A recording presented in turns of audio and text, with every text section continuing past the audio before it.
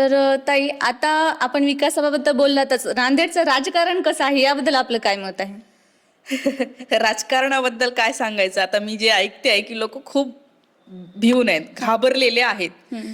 आणि मला इतकं आश्चर्य वाटतं की तुम्ही कसं काय घाबरता. तर ते म्हणलं नाही, तुम्हाला नाही माहिती. हा, माझा जिल्हा नांदेड असला तरी माझा तालुका वेगळा आहे, मी तिकडेच राहिलेली आहे, इकडे मी कधीतरी आलेली आहे. तर नांदेडची जनता अशी दहशतीमध्ये आहे खूप वर्षापासून आहे. आणि साहेब आले की पाया पडा, रांगणे लागा, उपस्थितच राहा. ही हुकुमशाही पद्धतच म्हणजे नांदेडकर कितीतरी वर्षापासून गुलामीचं जीवन थोडक्यात जगत असल्यासारखेच होते की बाबा सगळं त्यांच्या मर्जीने चालणार, त्यांच्या विरोधात एक शब्द ब्र सुद्धा उच्चारायचा नाही.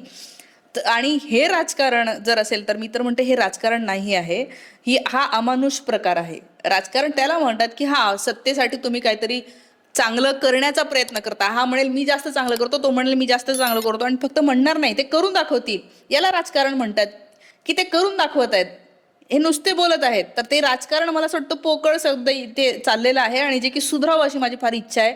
आपल्या नांदेडमध्ये खूप चांगले राजकारणी, माधवराव पाटील किन्हाळकर सारखे इतका अभ्यासू माणूस आहे, नांदेडकरांनी त्यांना खूप मोठं करायला पाहिजे होतं, परंतु ते होताना दिसत नाही. पण मी म्हणते की माझ्या व्हिडिओच्या माध्यमातून लोकांना सांगते की अशा अभ्यासू लोकांना मोठं करा, त्यांचं नाव घ्या, त्यांना भेटत राहा आणि त्यांच्याकडून काहीतरी शिकत राहा. नक्कीच ताई.